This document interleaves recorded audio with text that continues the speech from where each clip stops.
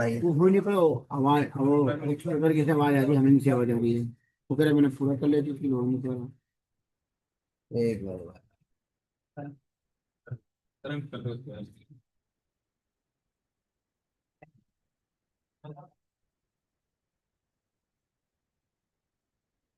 भाई, वो हो नहीं पाया वो आवाज, वो एक्सप्लोर करके कैसे आवाज आ रही है।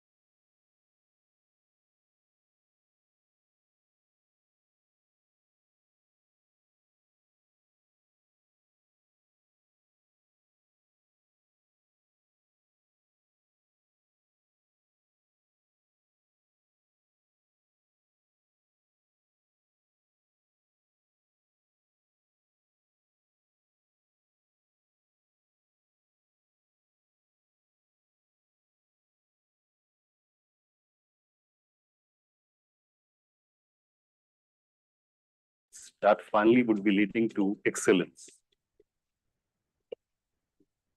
The most important point is, which is going on as of today, is on people or the talent resources.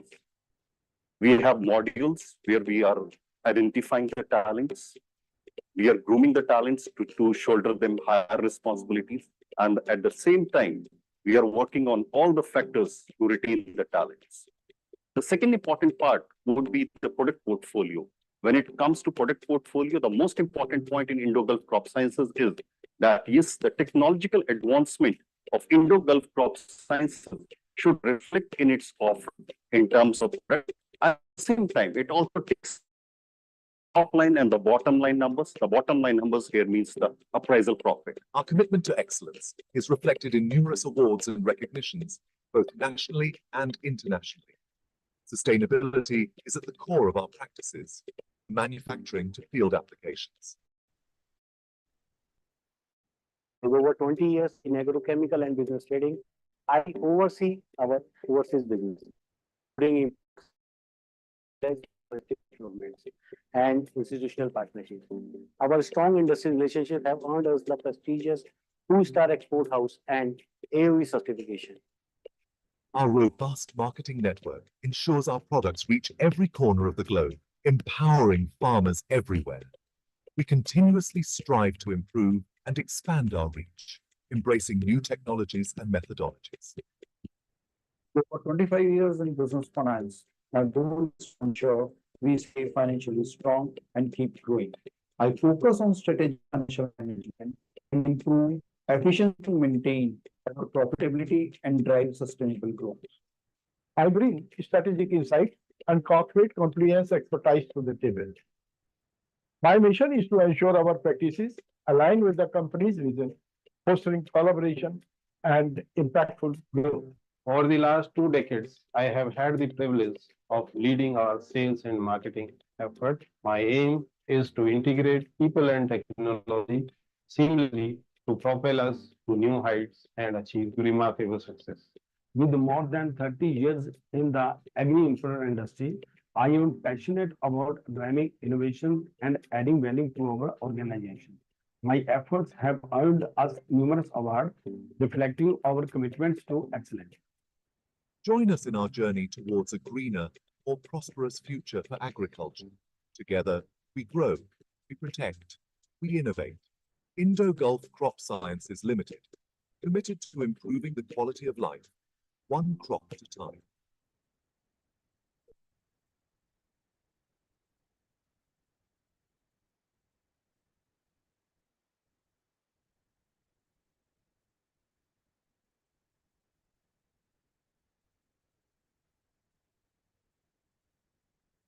It all started 5 decades ago when a success story was born.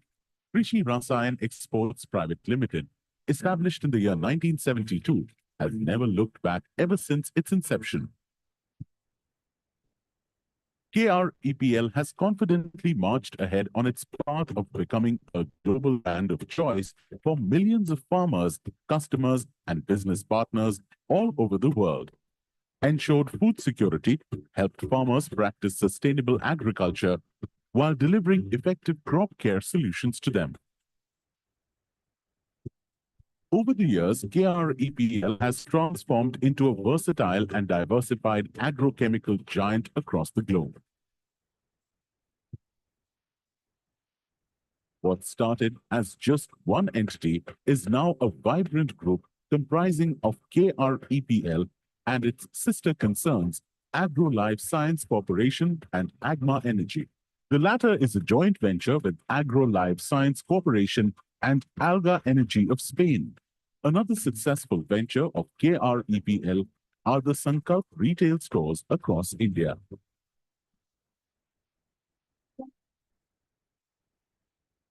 KREPL has a pan-India presence with a strong network across the country. Backing up this expanse is its vast and robust manufacturing capability in the form of 8 state-of-the-art ISO certified manufacturing plants. These plants, all of them ISO 9001 and 14001 certified, produce the entire gamut of pesticide products, technical and formulations, biostimulants, and crop nutrients. The company has a strong technical support and a vast base of manufacturing and ingredients such as tebuconazole, metribuzin, thiamethoxam, etc. This is the sole specialty KREPL. All kinds of formulations can be manufactured in the factory, including solid and liquid formulations. Solid formulations are in grand form such as WP, WDG, DF, WG, SG, and Bates. Liquid formulations include EC, SL, SC, SE, CS, WS, FS, and many more. All manufacturing units are automated, including automatic packing lines, resulting in finished products reaching the market swiftly. In order to provide customers with world-class innovations and to help India achieve food security, KREPL has invested heavily in research and development. Its R&D labs, operated by highly qualified chemical engineers and PhDs, provide unique combinations and mixtures, as well as specialized formulations. A key strength of KREPL labs is that it can provide tailor-made formulations at a short notice. All research activities are done strictly in compliance with FAO guidelines. Spearheading KREPL's research program is Krish Biotech Research Private Limited. It is an OECD GLP certified laboratory of the group, offering CRO services to the industry. It is primarily due to this facility that KREPL is able to handle a range of GLP dossiers. A highly qualified international regulatory team is involved in handling comprehensive GLP dossiers compliant with many international registration requirements. These include the European Union, Australia, USA, Brazil, Argentina, Russia, China, South Africa, and many more. This focus on quality and innovation has paid off rich dividends. Today, the group turnover is over 260 million US dollars. KREPL now has a global presence in more than 50 countries, including Europe, USA, Latin America, Australia, Russia. Good morning, ladies and countries, gentlemen. May I Asia, have your kind and attention? Africa. Requesting all our distinguished guests to kindly join us inside the hall and occupy your seats. We will be going ahead with the proceedings of the inaugural session in about 10 minutes from now. Once again, requesting everyone to kindly be seated inside the hall. We will go ahead with the proceedings of the inaugural session in about 10 minutes from now. Thank you.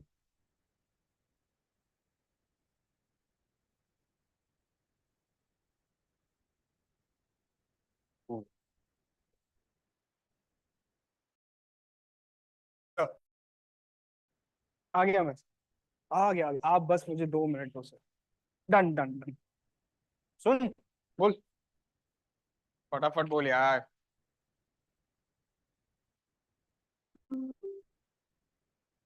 Yeah.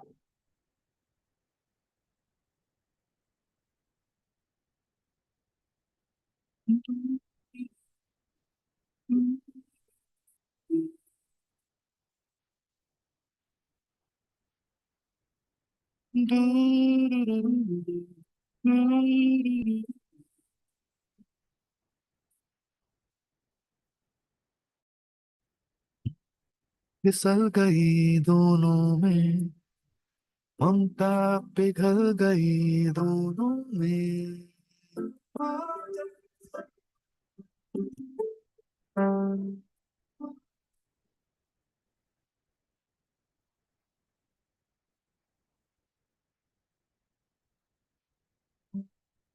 जिन दो आंखों ने रोका है लाड भरा एक झोंका है मासा कोई पास रहता है ममता का एहसास रहता है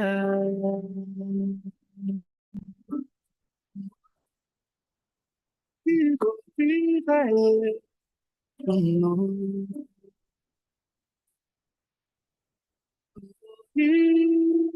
की आवाज है सुन लो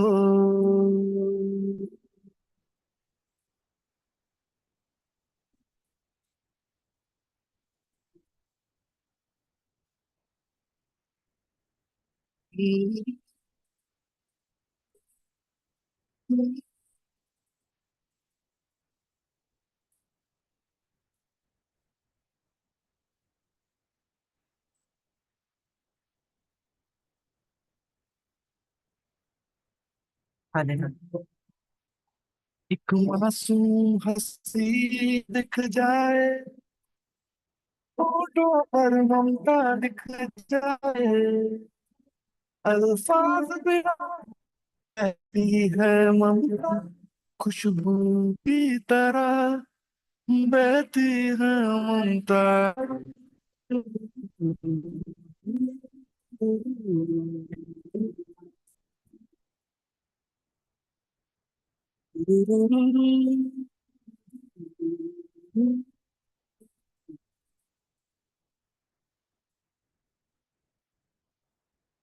ऐसा को लगता है माँ का भरोसा लगता है माँ सा कोई पास रहता है ममता का एहसास रहता है जैसी आवाज है सुन लो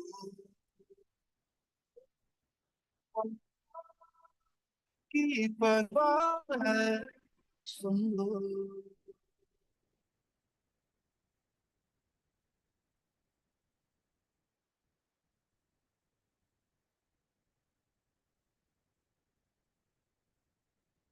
ममता जैसी शुद्ध माँ जैसी ममता मदर डेयरी माँ जैसी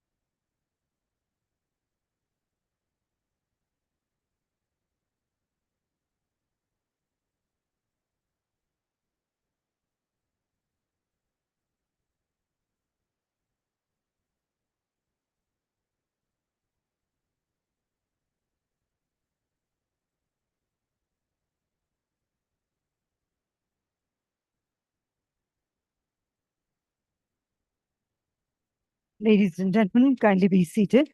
We are all set to go ahead with the proceedings of the inaugural session. Our distinguished dignitaries are here with us, will be joining us inside the hall any moment now, requesting everyone to kindly be seated with all mobile phones either switched off or kept on to silent mode from now onwards, please. Thank you.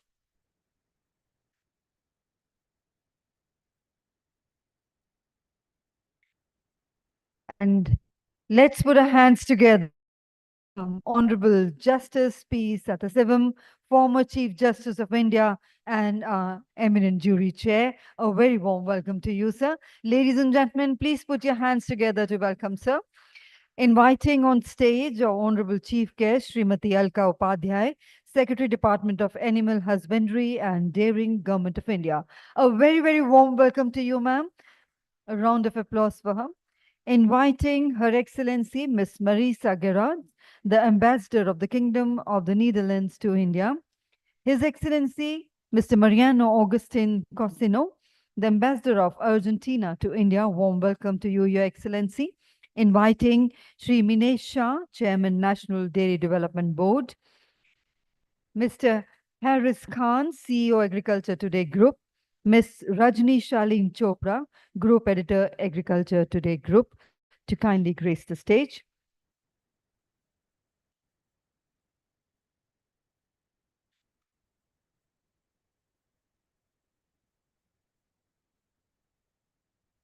And ladies and gentlemen, joining us online for the session is Dr. Amina Gurib Fakim, former President of Mauritius. Has she joined us online? Not yet.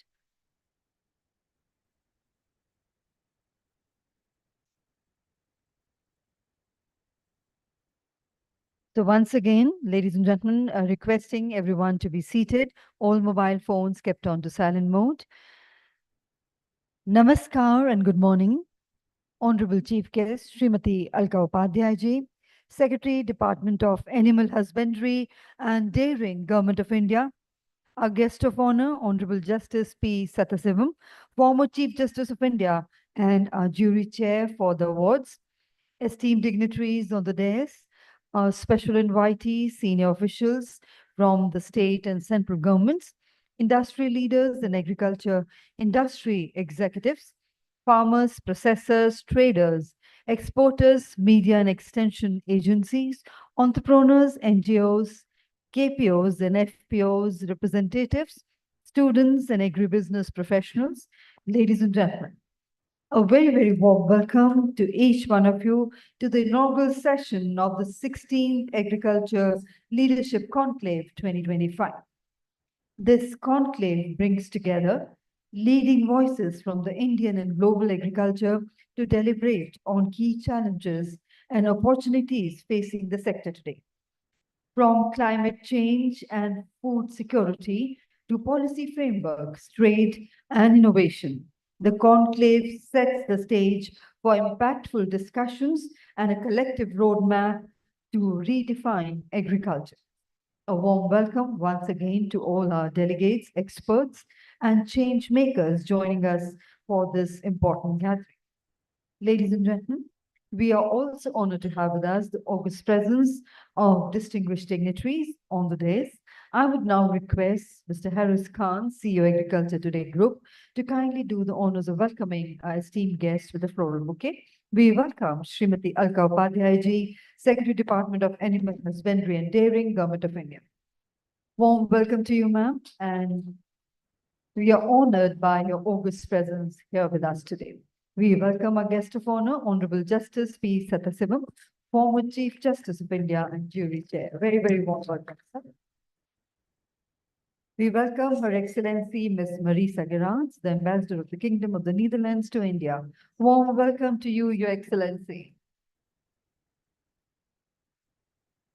We welcome His Excellency Mr. Mariano Augustin Cosino, the Ambassador of Argentina to India.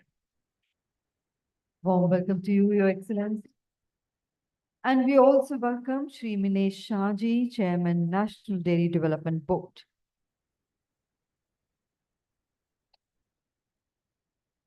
Thank you, Mr. Khan, for doing the honors. And ladies and gentlemen, as we embark on this enlightening journey, it is time to innovate the spirit of wisdom and knowledge with the lighting of the inaugural lamp. I would now request all our distinguished dignitaries on the dais to kindly join us for the lamp lighting ceremony. Also inviting for the lamp lighting Dr. M.J. Khan, Chairman, Agriculture Today Group, to join our dignitaries for the lamp lighting ceremony, please.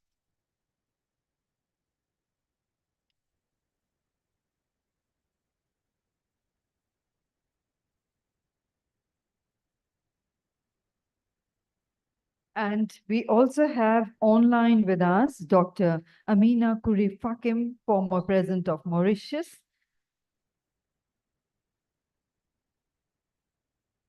Has she joined?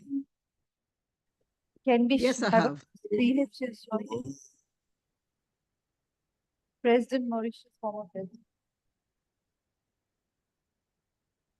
And ladies and gentlemen, let's put our hands together for the ceremonial inauguration of the 16th Agriculture Leadership Conclave 2025, redefining agriculture. Nirvignam kuru me deva.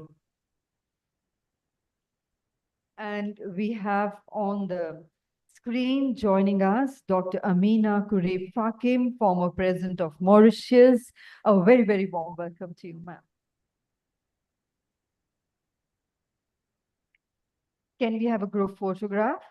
And can we make sure we have the former president with us? Can we get her on the, along with other dignitaries in the group photograph, please?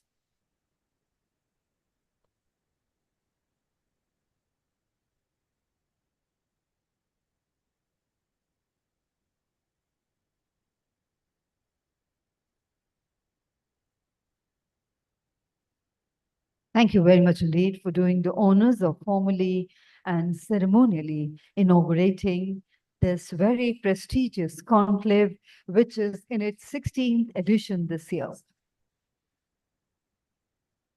And now, ladies and gentlemen, to set the tone for today's proceedings, we have the privilege to invite Mr. Harris Khan, Chief Executive Officer of Agriculture Today Group, for the welcome address. Let's put our hands together to welcome Mr. Khan.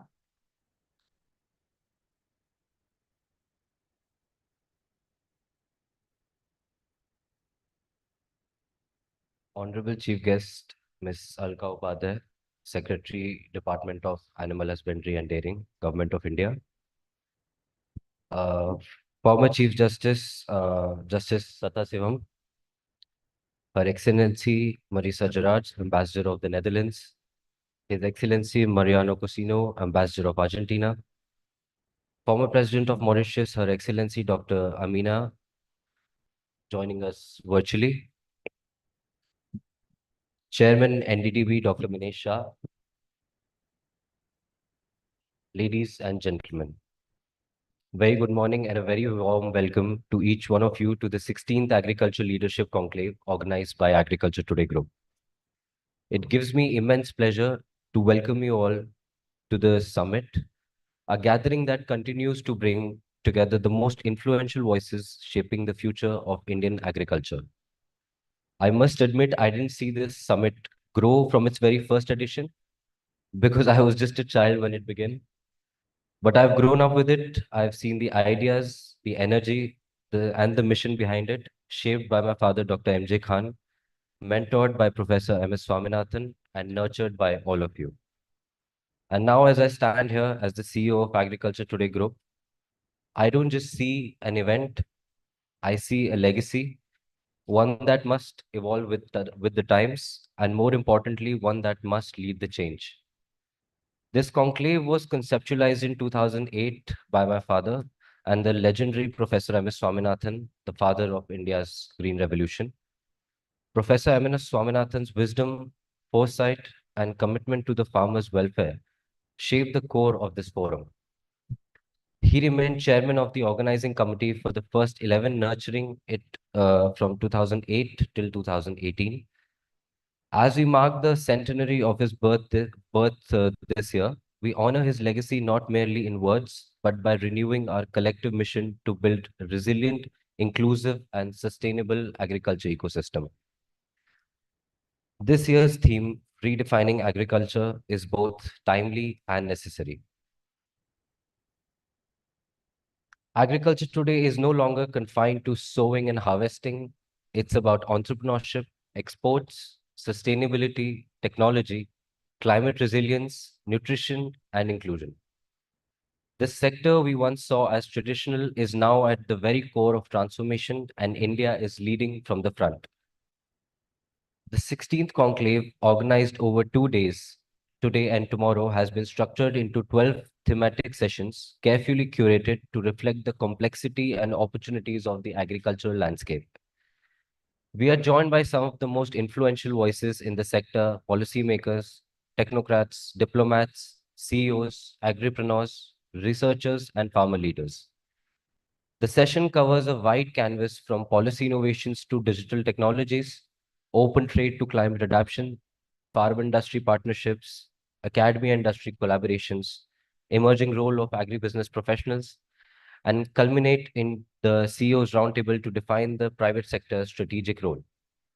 The goal is not only to share knowledge, but to co-create a clear, actionable roadmap for transforming agriculture to meet current and future challenges. As in previous editions, we take this opportunity to honor those who have made outstanding contribution to agriculture. We will be presenting the 16th Agriculture Leadership Awards 2025 and the 4th Outstanding Professional Awards 2025.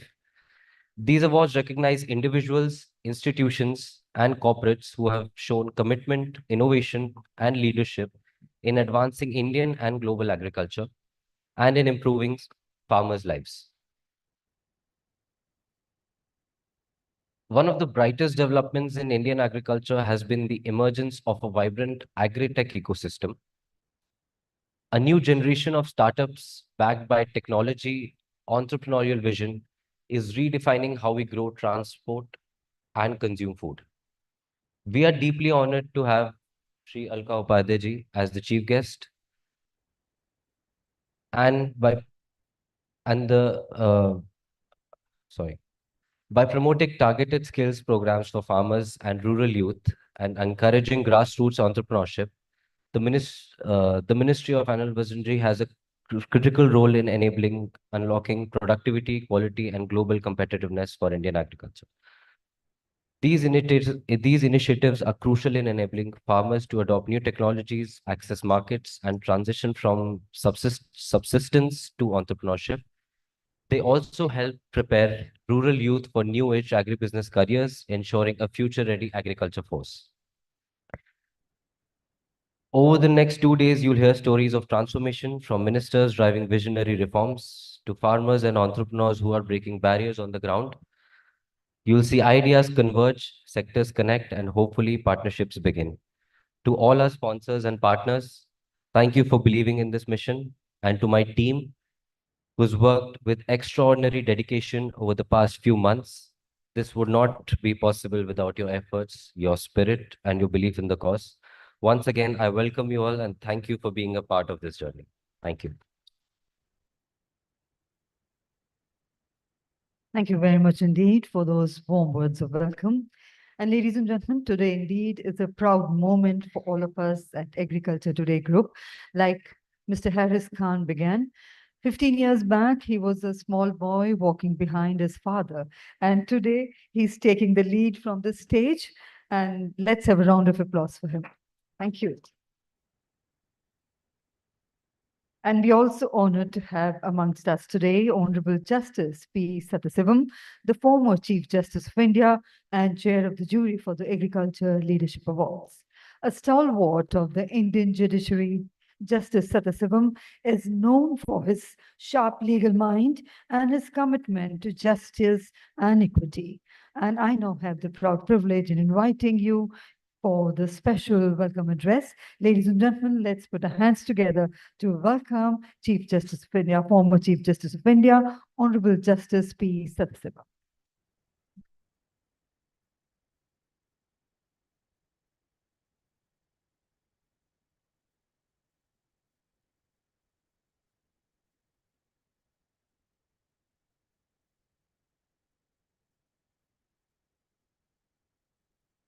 Honorable dignitaries on the dais, because I'm not able to mention the name, Mr. M.J. Khan and his son, both are responsible, who are responsible for this our meetings. Other friends are high dignitaries in the hall. Good morning to all. My journey started as a farmer's son. I can proudly say, just now I sat in the other hall. After holding the high position as Chief Justice of India, I refused to stay either at the national capital or at my state capital where I own a house. Now I said I want to continue as my farming, my parents' profession. I own a 30 acres of land. Even now, only on the invitation of Mr. Khan, I came here yesterday night from my field via Coimbatore. So I know the problems of the farmer and I'm proud to participate in this conference. My journey started as a farmer's son, studied in government school in Tamil medium, law in Government Law College, Chennai, started practicing in a high court and served as a law officer, then elevated as a permanent judge of Madras High Court on 8/1/96. After serving 10 years, transferred to Punjab and Haryana High Court at Chandigarh, then elevated to Supreme Court on 21/8/2007, followed by the honor of rendering head of Indian judiciary in the position of 40th Chief Justice of India. The present Chief Justice Gavai, he is a 52nd Chief Justice. Now I had the opportunity to serve as 40th Chief Justice of India and retired on 26/4/2014. Later rendered public service as an executive head of state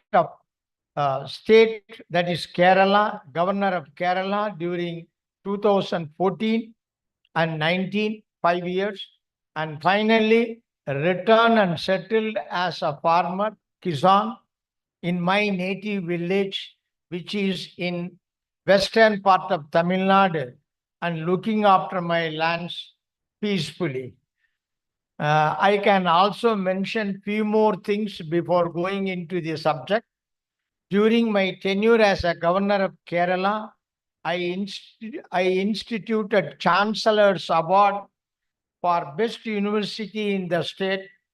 I maintained a good relationship with the elected government. I'm mentioning purposely. I maintained a good relationship with elected government. On 13/7/2019, Dr. Ambedkar Law University, only one university in Tamil Nadu at that time, Chennai, conferred degree of Doctor of Laws, LLD, and the same was awarded by the Honorable then President of India in the presence of then Governor of Tamil Nadu. Again on 25/1/2021, President of India sent a letter appreciating me as a best governor and a baton decorated with the emblem of Indian Republic as a memento, and the same is adorning in my residence. Then coming to the subject, 20 acres of land allotted to two sons to my two sons are adjacent to my house. In addition, 5 acres in the name of my wife I purchased. And my first son purchased 5 acres. Totally, as on date, I am looking after 30 acres of wetland. Furthermore, a cow shed, a servant quarter for their comfortable living. From my lands, half a kilometer away from my lands, river Kaveri flows. Thus, there is no shortage of water for irrigation, and there is always good water in my wells. I'm having 5 pump sets, electric pump sets, drip irrigation and sprinklers, particularly for coconut and areca nut crops have been provided in my agricultural lands. Further, I used to plant only, earlier I used to plant only sugarcane and paddy. Now I am planting coconut, banana, areca nut, and tender coconuts. There is convenient path for the mini tractor to enter the coconut grove. I own a mini tractor. I have a license to drive tractor even now. I'm having a license. I'm 76. Even now I'm driving my small tractor. I'm farming these lands by using free power. In Tamil Nadu, there is no electricity charges for agricultural pump sets. That's why I said I'm having 5 pump sets. I am not paying single paisa to government throughout the year, though I'm getting electricity 24 hours. There is also no tax for agricultural lands and income. In our state, cooperative banks used to lend a loan to an extent of 1.5 lakh for agriculture purpose without interest. If you repay this 1.5 lakh, you need not pay single rupee as interest. There will be no interest if we repay within 1 year. Although government is helping agriculture through various schemes, it is hard to get sufficient workers for work. Government have to divert Manrega workers for private farming also on payment basis. I don't know how many of you present here are aware of the actual problems of farmers. As on date, after the Right to Education Act, every parent has to send their children to school. It's a good. Everyone has to study. But after crossing the school level or 10th or plus 2, nobody is coming to work in the farming, in the land. That is the problem. And unfortunately, after introduction of this Manrega, that is Mahatma Gandhi Rural Employment Scheme, we are not getting one lady for our farm work. So when I get a chance to meet the Prime Minister, I am going to convey this. There, they go at 11 o'clock and after 2 or 3 hours, they will go back. That is the government work, not like private farming work. That is the problem of farmers. Though machines are there, but how many farmers can purchase? Now I purchased a mini tractor, trailer, all the machines are there. But even for that, I have to use driver, assistants, etc. That problem is there. 6 months back, when I met our Honorable Prime Minister, I highlighted the issues faced by our farmers. This week also, I'm thinking of when he returns from foreign countries, I'm thinking of meeting him. I spoke with him about the problems being faced by our farmers. A book on agricultural schemes was given at that time. That book, titled as Modi and Farmers, was in English and Hindi. I placed a demand to our Honorable Prime Minister to translate those details of those schemes in other Indian languages, including Tamil and other languages, and supply to each farmer in their home itself.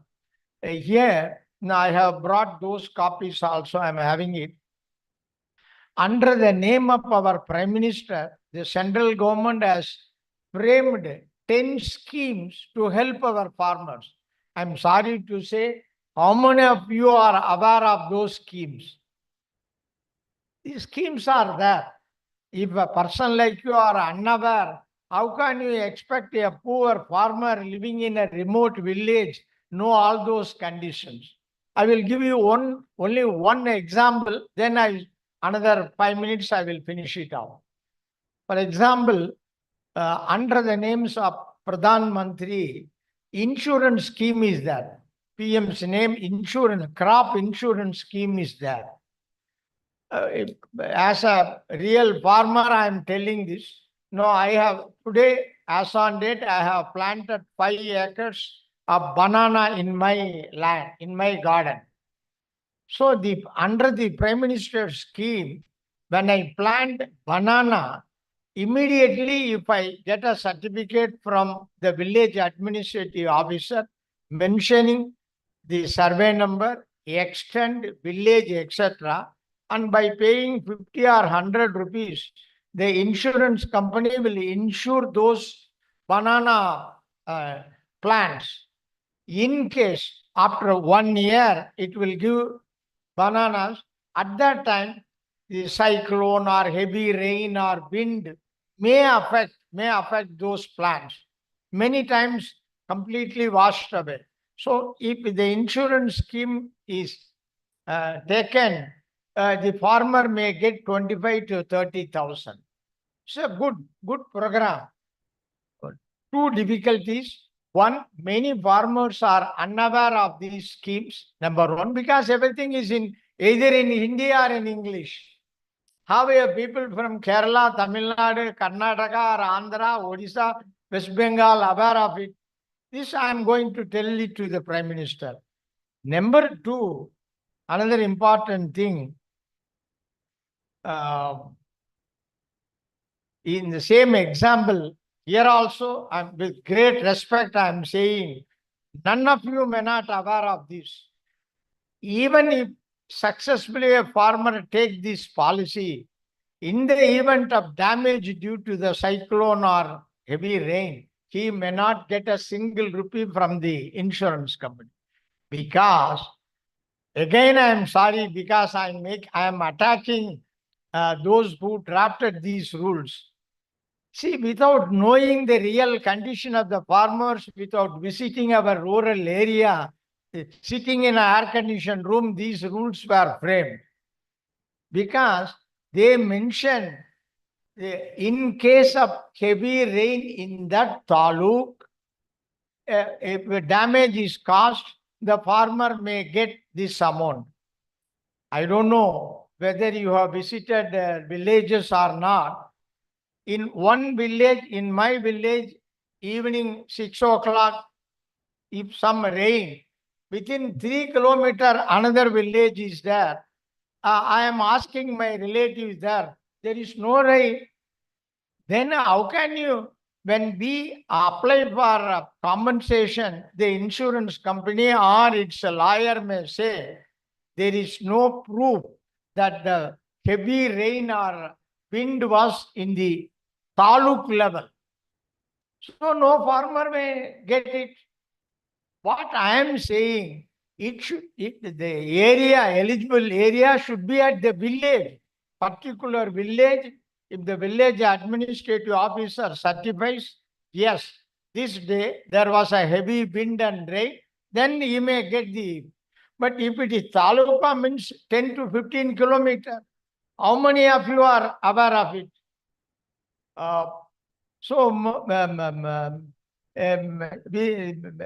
In spite of good messages, in spite of good programs, many farmers are not getting.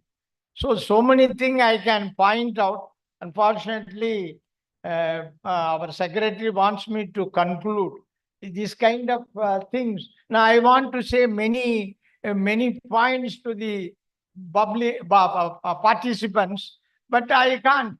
But everywhere I know the problems, many things. I am thankful to Mr. Khan for arranging this kind of function. At least through this function, it should go to the respective states, in turn to the farmers. Otherwise, no purpose in having discussion in an air-conditioned room with the coat and suit and tie. It should reach the real farmer. So this is my only initial address. At the whenever I get an opportunity, I want to say many things. Okay, thank you.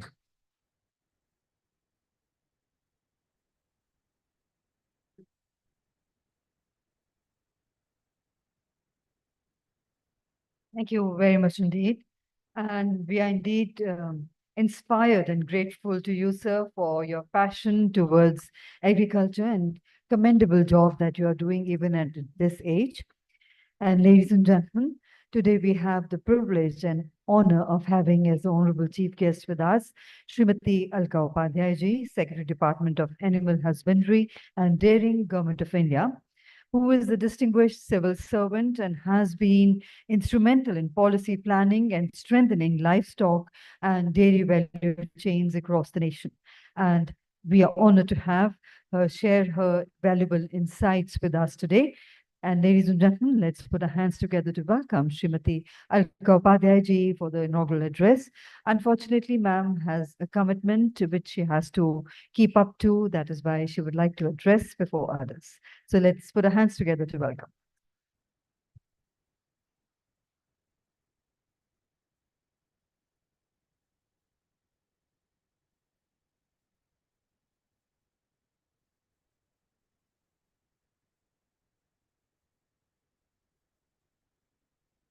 Very good morning to everyone. Honorable Justice P. Sathasivam, sir, former Chief Justice of India.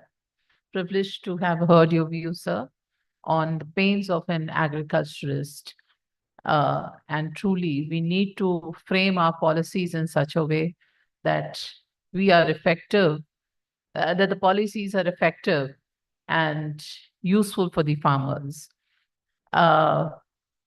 Her Excellency, Ms. Marisa Gerards, my friend, who's the Ambassador of the Kingdom of Netherlands to India.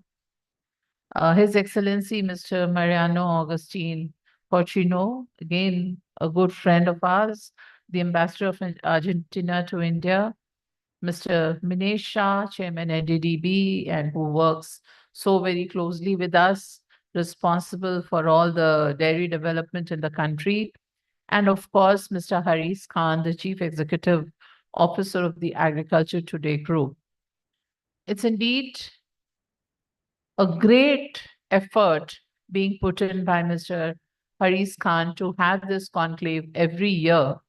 We are well aware of how much effort it takes to get the relevant people in the same room and to have a positive exchange of ideas. So many, many congratulations to you and best wishes for future as well. Friends, I'm here today to talk about the agriculture sector, but in a different light or different perspective. We all know how important agriculture is to the rural economy of India, both in terms of economy, in terms of nutrition in the country, and also in terms of sustainability. Agriculture today is increasingly becoming difficult, but I would say the government has kept up. If you see and compare the minimum support price being offered to the farmers, and there could be a criticism to it, the minimum support price has grown in multiples over the last few years. I would also like to mention over here that the PM Kisan Samman Nidhi, which is a recognition to the work and the endeavor being put in by the farmer, is also a great initiative of the Honorable Prime Minister, benefiting about 4 to 5 crores of farmers every year.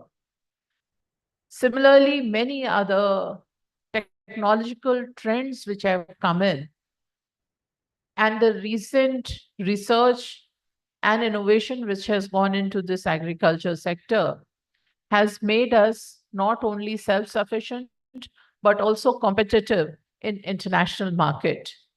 Today, we are important in terms of exporting many of the agricultural commodities. We have come a long way from being deficient, from being famine-struck, to being self-sufficient and also surplus producers. And today, we do have a very important agenda to be discussed in this room. Having said that, I would just like to read out some of the important and latest statistics which has come out by, which has been brought out by MOSPI, wherein there is a comparison between the decade of 11-12 to 23-24, and the percentage share in total GVO of agriculture and light sectors at constant prices has been compared. The percentage share of agriculture has fallen from 62.4% to 54.1%. Whereas in terms of livestock, it has grown from 25.6% to 31.2%. I would also like to mention the growth in fishing and aquaculture, where the share has increased from 4.2% to 7%. Since most of my work and exposure, and the reason why I'm here today is because of the livestock sector, having made some general remarks, I would like to move on to the main agenda on which probably I should be speaking about. And that is the role of livestock and fisheries in the agriculture sector. What is very important today is to recognize the importance of this sector.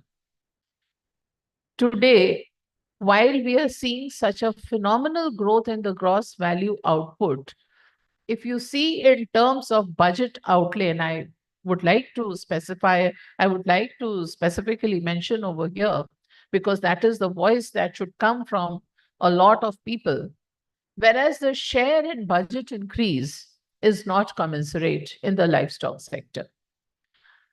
It's a sector where the constituents of the sector do not have a voice. The voice remains to be that of policymakers and administrators, which is very feeble. Hence, I think it is time now that we make an echoing effect and look at more possibilities for growth in this sector, supported by a budget increase. To be very fair, in 2019, when a separate ministry was created, the ministry did not have the wherewithals for expenditure. Whatever budget we were getting, we were not able to spend the same.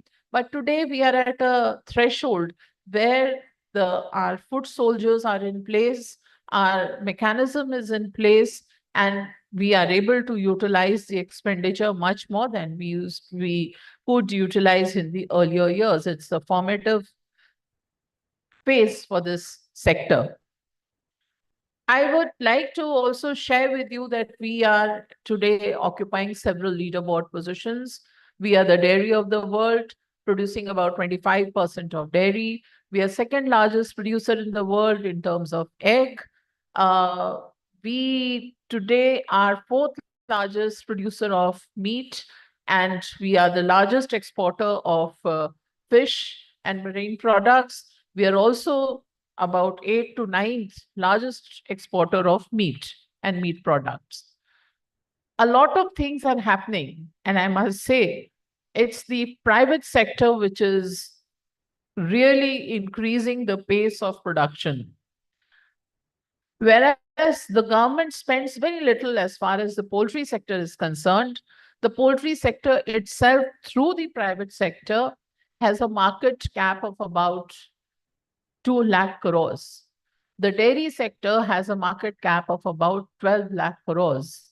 The meat sector also has a cap of about 4 to 5 lakh, and everything that I was saying was in lakh. 2 lakh crores, 11 lakh crores, and also 4 to 5 lakh crores of meat production. And I keep saying this, that the poultry sector in India has grown despite the government, as in the IT sector. The government wasn't involved, but it was the private sector that took the lead. So in all of this, we have to recognize the efforts of the private sector. We need to open up. This is one of the prime agendas that I keep driving. And I keep saying that a common man should have minimal interaction with the government. They should be exposed to the markets. They should be able to take loan from the market. Our schemes are now so structured that most of the schemes are financed by the banks with interest subvention, etc., and which is showing a great impact. Our Animal Husbandry Infrastructure Development Fund, I would like to mention, with a mere 3% interest subvention, for which the outgo has been about 300 to 400 crores till now, or maybe 400 to 500 crores. The amount of private sector leverage, that investment that we've been able to leverage, is amazing. It is very good. We have been able to leverage about 30,000 crores of private sector investment, and it keeps on increasing. We are a country which is obsessed with dairy, which is obsessed with milk. Growing up, and maybe even now, we couldn't leave the house for the school without having a glass of milk. I used to tell my children, as long as you are in my house, you have to have 2 glasses of milk, whether you like it or not, one in the morning, one in the evening. And today, I'm very happy to share with you, while the ICMR says that the per capita consumption should be around 370 grams per person, today our availability is about 470 grams per person. The per person egg availability is now about 100. Ideally, we should reach 365, but we have had a very good growth of about 5.5% or so in the poultry sector as such, and we are expanding. There are a few things. So all this is very good, but there are certain challenges also. The number one challenge is, how do we keep people involved in this sector, which is a cash sector? All of you in this room would know what dairy cooperatives have done, what dairy has done in the rural areas. It is, while crop comes in maximum thrice a year or twice a year generally, the per day income from milk, which is about 37 to 40 rupees per liter, is what keeps the cash income in the hands of the women. 70% of the dairy work is being done by women. So they are benefiting hugely from this sector. Backyard poultry is also something which is giving cash income to the women daily. And when I say it is a household income, but essentially this income is coming in the hands of the women. So it has a socio-economic impact. Besides, of course, the nutritional supplement, which we forget most of the times, how India has moved from, I remember when I used to be in PO as a project officer, ITDP or SDM or CEO, we would hear infant mortality rate to be as high as 120, 130, and today we are at about 30. So there has been nutritional sufficiency, there has been food sufficiency. Of course, there are several schemes of the government which are also contributing to the sufficiency part, but this sector has grown. Now the challenge part is, how do we keep people involved? Because now the girls and the boys are getting educated. Would they like to do this activity? We have seen a trend now that the number of animals possessed by a family, the per family holding of animals, has increased a little. It's almost stable. But the number of non-households or enterprises, which is meaning to say commercial dairy establishments, are increasing. So that is a happy trend, that more and more of the dairy business is getting organized. So we have the challenge is, how do we make it sustainable? Because as the herd size grows, there is a problem of disease, there is a problem of fodder. How does that fodder is the next big challenge that I will be speaking about. So the nature of dairy business is changing slightly. We have to ensure to keep people attracted to this business or to this activity. Now, the second problem is sustainability, and that I will correlate with fodder availability. The area under fodder has remained at about 4% in the country over last 2-3 decades. And because land is number one, valuable, number two, the land holding itself is decreasing, for people to grow fodder is not an economically viable option. So what do? We will have to go for vertical farming. And, I used to laugh about it. How can hydroponics really be a big thing? But we are seeing that hydroponics is actually possible. And in states like Bihar, where there is a huge crunch of land, there is no option but to move towards hydroponics. So precision agriculture will be important. High yield varieties of fodder will be important. There was no talk, like amongst other agriculture crops, there is a talk about certified crops, certified seeds, but that was not the case in fodder. We are now saying we are creating an awareness that only certified seeds should be used so that the fodder that you get or the plants that you have are robust and healthy. You are not getting cheated by any other non-certified seeds. So that is the ecosystem in which we are working. We are encouraging silage making, something which only the colder countries in the West were doing. Now we are encouraging silage through our schemes, and there is a huge uptake.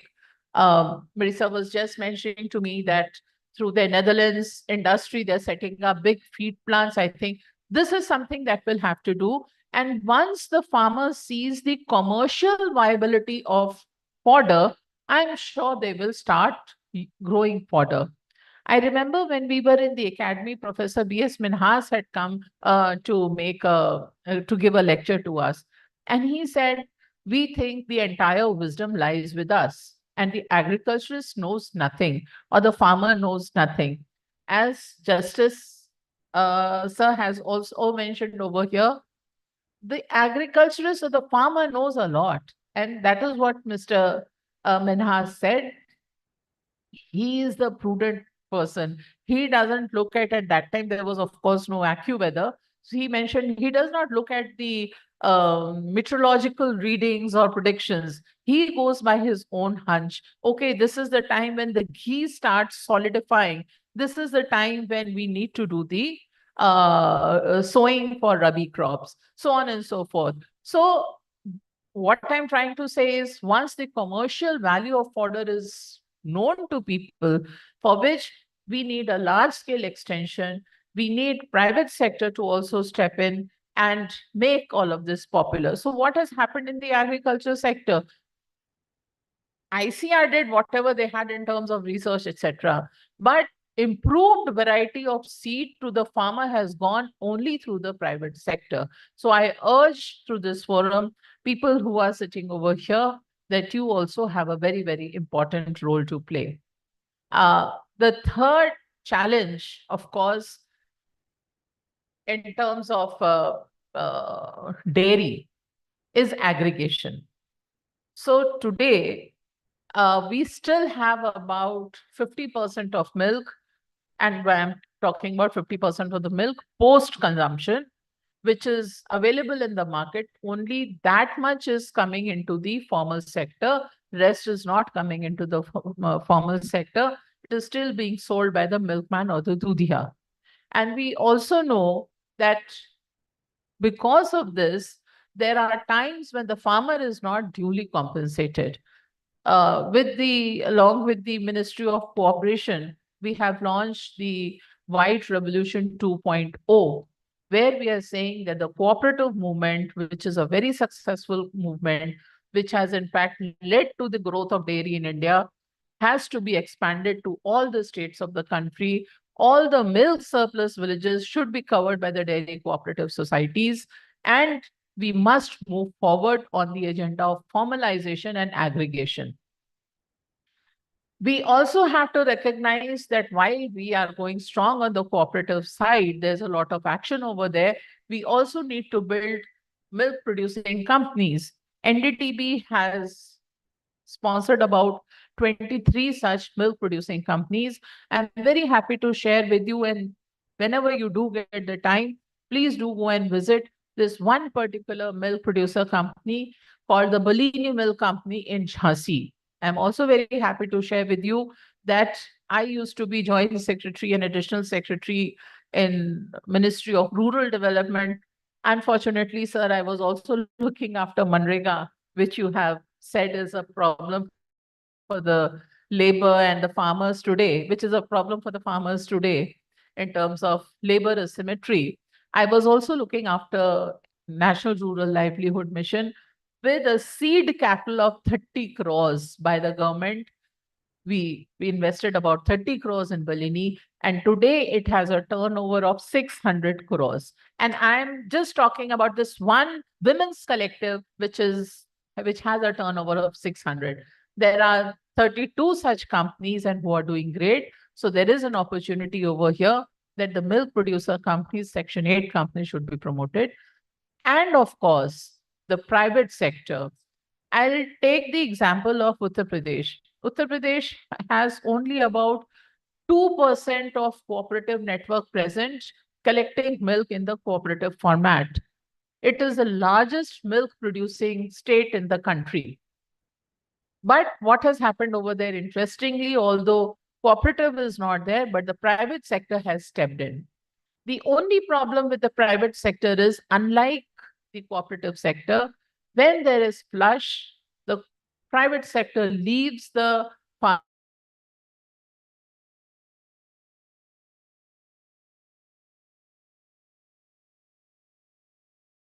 in the drain. So that is the only problem. But anyway, I think now we have a lot of demand for, or consumption demand for, value-added products, which is next thing, that how far are you going to just do raw milk? We have to, the challenge is how do we move to value-added products? I think this scenario would also increase. So this is on the production and consumption and marketing side. When I joined this ministry, I also thought, oh, so much of milk, how are we going to export? We have FMD, so on and so forth. I think for another 3-4 years, we did not worry about consumption. We did not worry about exports, what will happen to milk, because our own consumption patterns are increasing. The demand for milk and dairy products in the rural areas has risen. And this is a very good sign, which means people have money in their pockets through whatever agriculture, livelihood activities that they're doing. There's more money in the pocket. Hence, consumption pattern is moving towards value-added products. So a lot of investment to be made over there. So this is the challenge which has to be mitigated through good case studies being shared with people so that people can look for investment opportunities. Last but not the least, and this is on the sustainability format, as and when we get ready, we are moving towards a FMD-free zoning activity. We have identified 9 states in the country where we think we should be able to go for FMD-free status. As and when this happens, we will look out for markets across outside of India. As it is, even today, about 4,000 crores worth of dairy products are being exported out of India, and we generally have an import of only 400 crores or so on and so forth. Now, there will be pressure from the EU, which, constantly shifts goals. They will be talking about antimicrobial AMR, MRLs, minimal residual levels, etc., etc. So we have to organize the industry, clean milking industry, etc. And I would like to say that there is also a huge opportunity over here. Today, gobar or cow dung is seen as a waste or a problem. Mr. Minesh Shah has done 2 very successful models through the NDDB. One is the Varanasi model, where they are collecting cow dung at 1 rupees per kg, converting it to slurry, which is being used as fertilizer. And the rest of the cow dung is now being used to produce biogas, bio-CNG, which has now made the plant free from demand of electricity. So their entire boiler operations, etc., do not require any electricity. So there's a saving over there. We have NDDB has done an MOU with NABARD, and with about 13 states, we are taking up these, or 13 milk unions, we are taking up these very big projects. So this will not only address the issue of circularity, it will also increase the income of the farmers. So whatever was a challenge over here can now be converted into a new opportunity. Small ruminants, I cannot leave the room. I know I have taken a bit of time, but small ruminants, we are seeing a very sharp growth in the population of sheep as well as goats. Because this is again, like in the villages, they call the goats as the ATM, very quick value to them. They have children, they have the kids, they sell it out, get instant money, have another lot and get money. We have to invest our time and effort on small ruminants propagation as well. Happy to share with you, we are now coming up with a scheme. So for dairy, we have all of this framework, investment framework, whereas for the small ruminants, we had very small programs and rather difficult programs. We are now doing the FPOs for these small ruminants as well. So I think this is also going to be a very altering kind of an initiative by the department, and we will be able to promote growth of goats and sheep also in clusters and through FPOs, which will have an end-to-end value chain, and again give additional income to the farmers.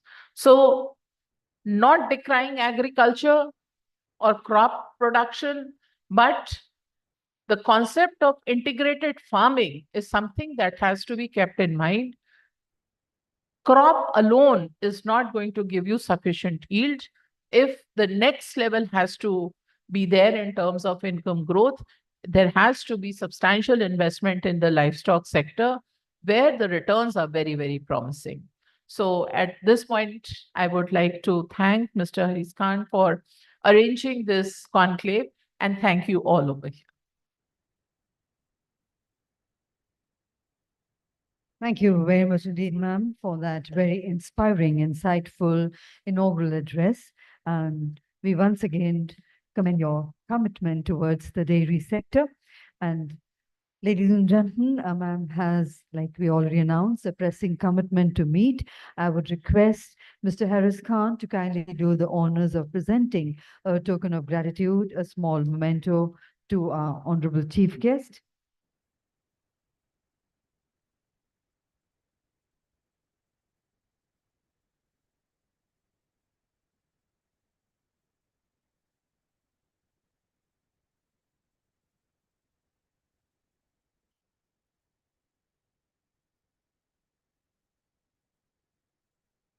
And ma'am, before you leave, with your permission, can we also do the release of the special edition of Agriculture Today magazine?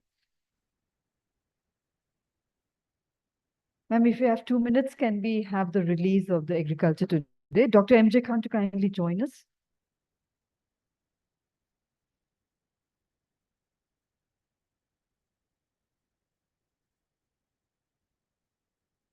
Dr. MJ Khan, can I request you to join us for the release of the Agriculture Today magazine?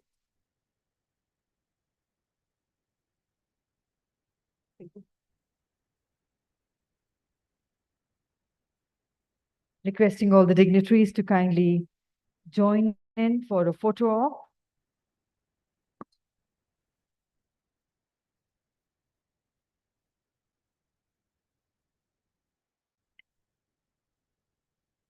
And ladies and gentlemen, let's put our hands together as we unveil the special edition of the Agriculture Today magazine themed Redefining Agriculture, a compendium of ideas, perspectives, and innovations shaping the future of our agri sector. Thank you, ma'am.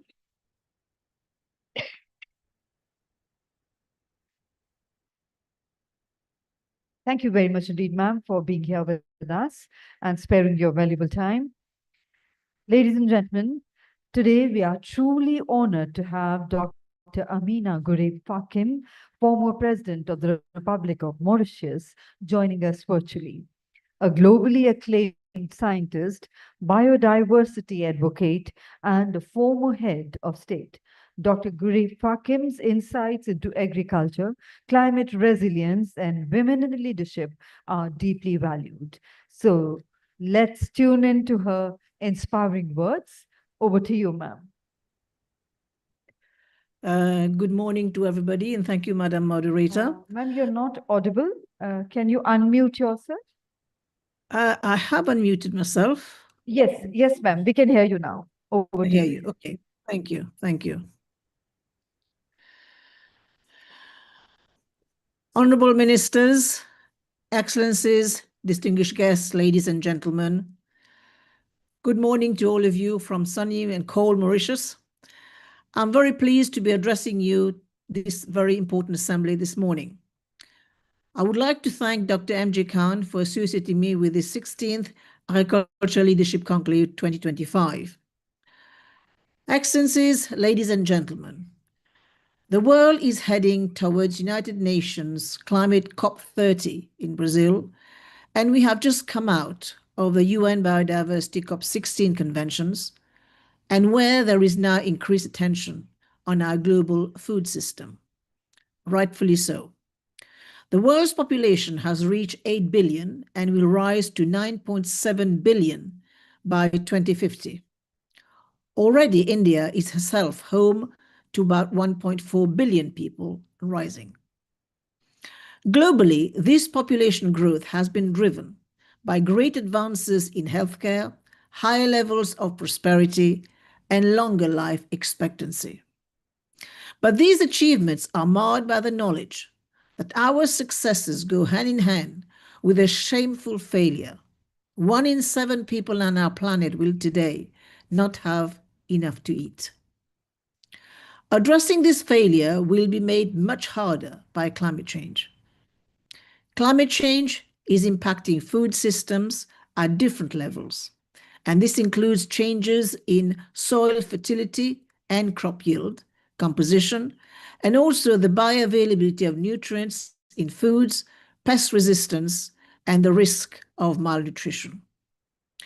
Sustainable and resilient food systems, coupled with climate-smart agriculture, are needed to ensure sustainable diets that are already adequately diverse, nutritious, and better aligned with contextual ecosystem functions and environmental conservation.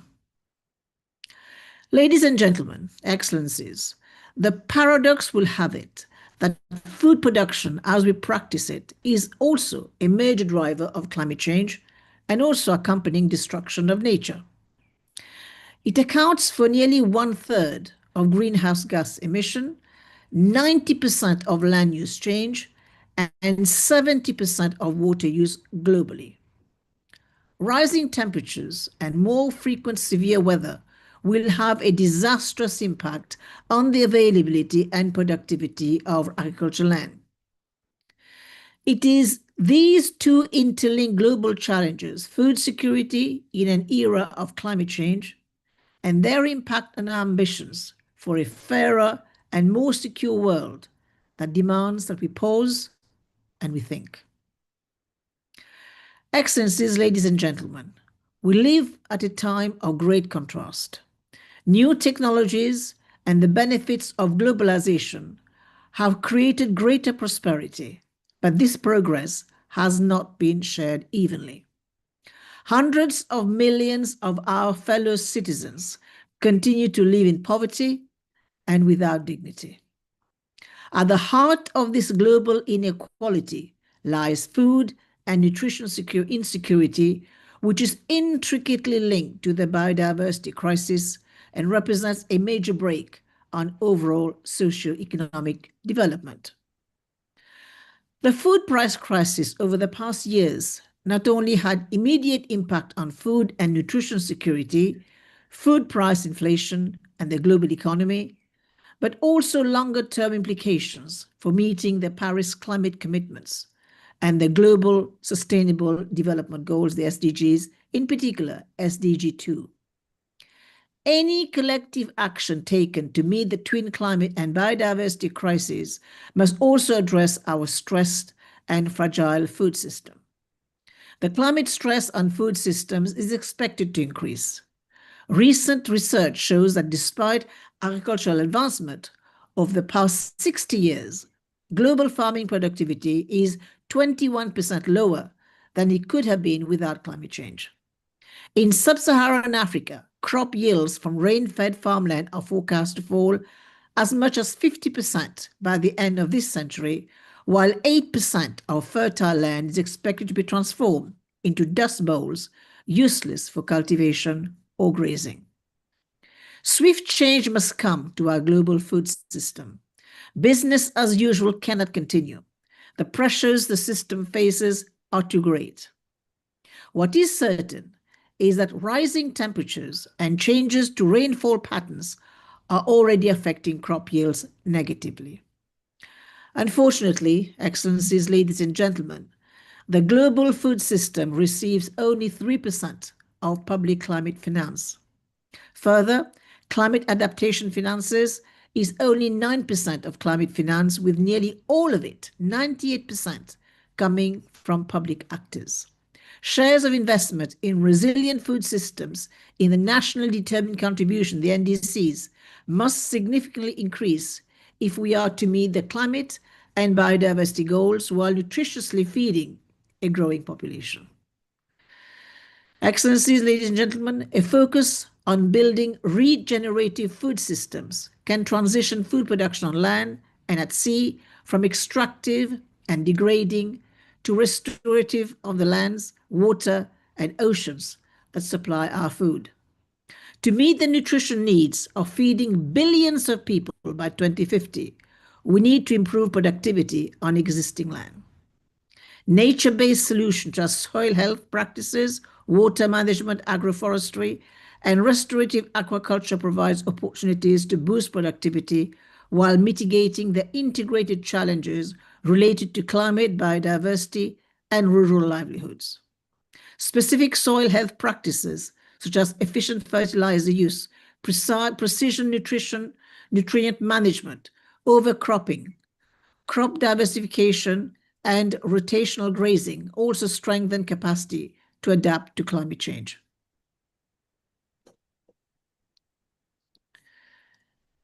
Yet, a lack of investment in research, human resource development, and infrastructure means that yields among the cereals, for example, are a quarter of the world's average and have barely increased in 30 years.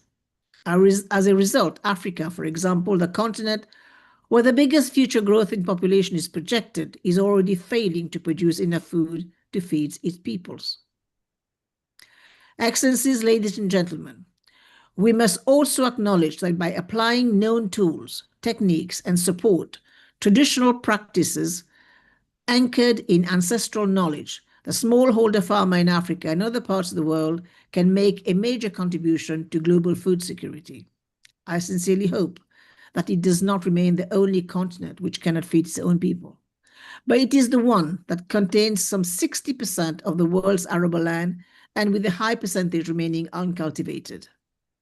Even without bringing more land into cultivation, boosting cereal yields to just half of the world's average would turn Africa, for example, into a major food surplus region.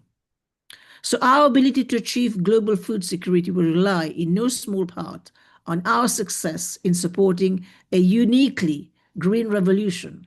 And this is where a country like India has a role to play in cooperation and collaboration with African scientists and policymakers. Thus, what are the elements which will make up this transformation productivity?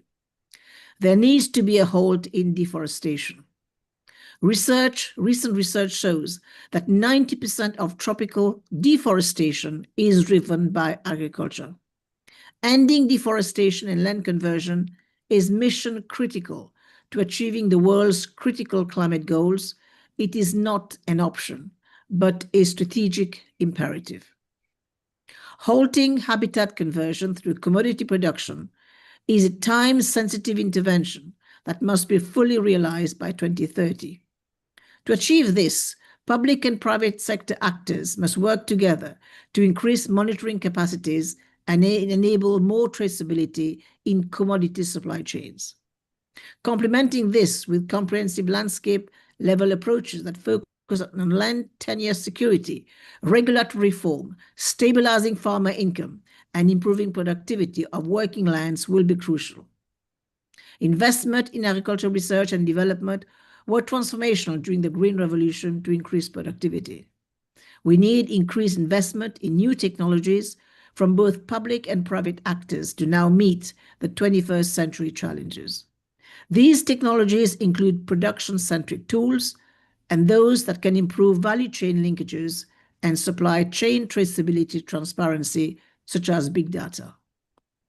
Excellencies, ladies and gentlemen, regenerative transitions often take multiple years before benefits accrue to producers, but there is a need to unlock more catalytic financing through debt equity and risk-sharing instruments such as insurance or payment for ecosystem services. Importantly, there is a growing need to increase private finance in climate adaptation. Only about $500 million, 1.6% of adaptation finance comes from private sources, especially as government finances worldwide are increasingly stressed. Excellencies, ladies and gentlemen, how do we create a level playing field in agriculture? More than $600 billion per year is spent in agriculture policy support for producers, of which more than 80% have been referred by the OECD as distorting. The actions from government are the most powerful driver of food systems, and by realigning incentives, the public sector can change the economics that drive change. Governments can focus on repurposing subsidies in the NDCs to promote more regenerative outcomes, including increasing funding to critical areas. For example, repurposing a portion of government spending on agriculture to develop and disseminate emission-efficient technologies for crops and livestock could not only improve productivity, but also reduce overall emission from agriculture by 40%, releasing about 105 million hectares of agricultural land for restoration to natural habitat. Excellencies, ladies and gentlemen, we must be reminded that 30% of food produced globally is either lost or wasted, accounting for about 8% of global greenhouse gas emission. According to the FAO, if global food waste were a country, it would be the third largest emitting country after the United States and China. We need to reduce farm gate losses through post-harvest management systems such as handling, storage, processing, cold chains, and other solutions. More public-private partnerships are needed with producers, value chain players, and retailers, as well as increased traceability, awareness, and communications with consumers to shift behavior on food waste.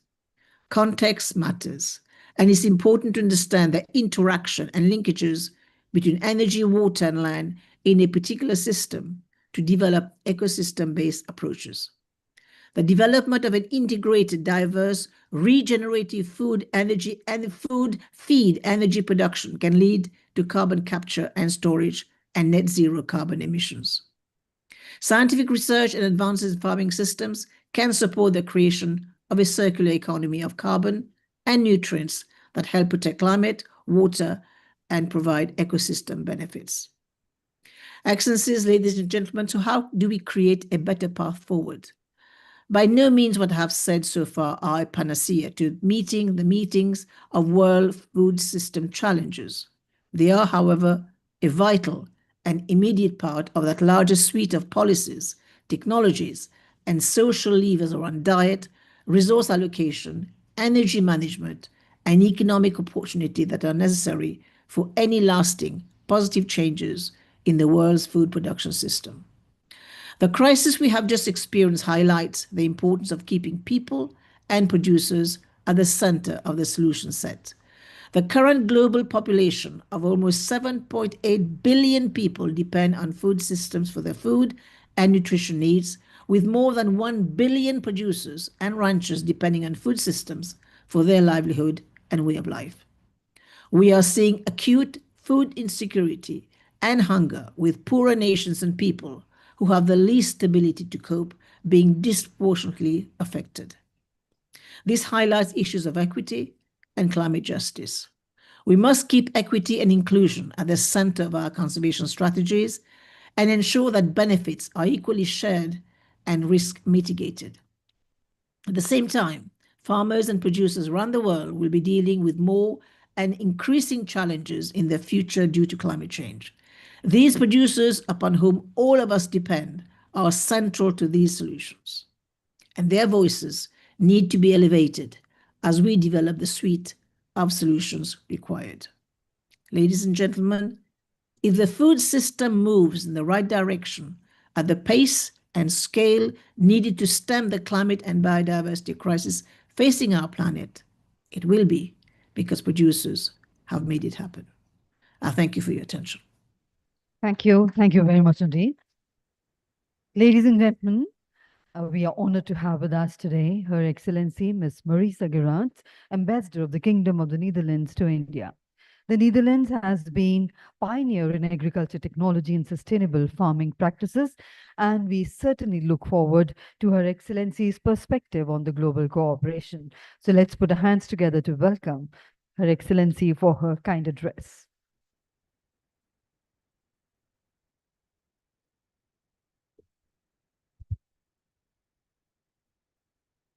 Thank you very much. Good morning. Namaskar. Very nice to be here. Thank you, Mr. Khan, the CEO of Agriculture Today, for inviting me for this important agriculture leadership conclave, both Mr. Khan. And let me also greet the dignitaries on the dais with me. Thank you very much. It's good. It's an honor to be here with you. Let me give you a quick update on where the Netherlands and the India relationship, where we stand. And then reflect, let me see how to do this. And then let me reflect on 3 areas of cooperation between our 2 countries and how that contributes to defining agriculture, which is the theme of today. Now, we have a very strong relationship between the Netherlands and India. We're active in many different sectors, agriculture, but also water or health or energy, ports and shipping, climate, culture as well. And always innovation is cross-cutting. Innovation is always the backbone of all the cooperation that we engaged in. Now, India and the Netherlands, we decided to actually conclude a strategic partnership where we will strengthen the cooperation that we have, but where we will also add a few new areas, like, for example, semiconductors or green hydrogen, or work more together in security issues. Now, your Prime Minister Modi was going to visit the Netherlands in May. That had to be postponed, but I'm hopeful that it will take place very soon and that we will announce this strategic partnership officially. Now, agriculture is very close to our heart of the Dutch, because the Netherlands is an agricultural powerhouse. We are actually the 2nd global exporter of agricultural products, right after the United States. And about 60% of our country, of the surface, is actually used for agriculture. I don't know if you ever landed at the airport of Schiphol in Amsterdam, but if you do, you can see how green the country is. And that's for that reason. But also here in this area, innovation is an important factor of our success. Our agriculture is characterized by high-tech greenhouses, efficient farming, and a focus on maximizing yields. And many of you may know the Agricultural University of Wageningen. I don't know if you heard of it, but I met many alumni here in your country, people who studied there. And then maybe last, to tell you something about the Netherlands, I think our dear friend Secretary Alka was talking about being obsessed by milk, but I can say that the Netherlands is also obsessed by milk. I think that's why I'm so tall, because I got all these glasses of milk every day. Yes, we're the tallest country in the world. And so is the agricultural councillor, Michiel. I think he's also very, very tall. Yeah. So our two countries, we go a long way back. We had our first MOU, agriculture and water, already in 1992. So I thought, let me share real quick our experiences with India in 3 areas: government to government, knowledge to knowledge, and business to business cooperation. These are the cornerstones of what made the Netherlands so successful in agriculture. We call it the Golden Triangle. But I learned here in India that your Golden Triangle is actually Jaipur, Delhi, and Accra. But that is the touristic Golden Triangle. This is our Golden Triangle, which makes and defines our success. If business, government, and knowledge institutes, if they work together, they can solve almost any problem in the world. That's our belief, and that's our conviction. So let me give you one example of government to government cooperation. We're working together now in the so-called centers of excellence. This year, we hope that we can actually open the 18th center of excellence. We have them across the length and breadth of India, from fruit trees in Jammu and Kashmir to vegetables and flowers in Kerala, potatoes in Gujarat. And we're also working together now with the Ministry of Animal Husbandry and Dairy to open one actually on dairy in Bangalore very soon. Now, let me give you an example on how technology transfer at such a center of excellence can contribute to redefining agriculture, the theme of our conclave. In our center of excellence on potatoes, we have set up a tissue culture lab to grow seed potatoes. And from that one test lab that we have been testing there and where we work together, on that basis of that experience, Haryana has set up 2 tissue culture labs for seed potato, but also one has been developed in Odisha. And expanding the area of production of seed potatoes, it will actually help to de-risk the supply of seed potatoes to your farmers here in this country. And through the modern technology, potato varieties are now more resilient to the effects of climate change, and they will become available to your farmers in this country. Now, let me give you one example of how it works if knowledge to knowledge works together. Over the last few years, in different surveys, it shows that in the consumption patterns in India, you're more heading for a more protein-rich diet. That means more fruit and vegetables, more milk, more eggs, more poultry meat, just to name a few. India has also the ambition to increase the export of agricultural products and food products. So farmers have to adapt. They have to adapt to that new reality. And there's a clear need as well for the right kind of seeds and planting materials. Now, I will give you 2 percentages that I thought were daunting when, as an ambassador, I was trying to learn more about agriculture. Because the Netherlands, they play a substantial role in the seed trade. Around 40% of world trade in vegetable seeds and 55% of world trade in seed potato actually comes from the Netherlands. That's quite a lot for a small country that has less inhabitants than the city of Delhi. We only have 70 million. So in the seed trade, we're very, very important. But trade, it's always a two-way street. And so we work closely together with the countries across the globe. And my government, they invested 210 million euro, and I think it's 21 crore in rupees, but maybe there are people here who know better, more or less, 21 crore in rupees.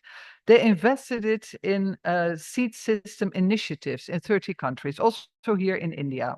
Last year, we set up the India-Netherlands Seed Secretariat. It was set up with government institutions, with seed companies and civil society, and it's there to actually support the ecosystem, the seed ecosystem in India, so that it can further develop.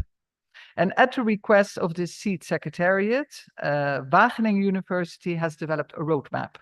The PPVFRE and the Ministry of Agriculture and Farmers Welfare, they attended the steering committee, and amongst others, they said, let's work on these 3 areas. The first one, mutual recognition of plant variety protection frameworks to enable reciprocal registration, very important, otherwise no trade. Second one, finding agreement on the import-export standards, also very important, so that you can trade. And the third one was strengthening the seed value chain. I'm confident that the India-Netherlands Seed Secretariat that they will play a very important role in enabling the exchange of knowledge so that we can increase the Indian farmers' access to high-quality planting material, as well as to increase India's role in this global seed trade. Now, the third and last one is business to business. Let me pick up two sectors, potato processing and the poultry sector. They're two very good examples on where business to business is actually cooperating. And I'm sure that there are some Indian business here with us in the audience. Dutch companies specializing in animal nutrition, they are now, as we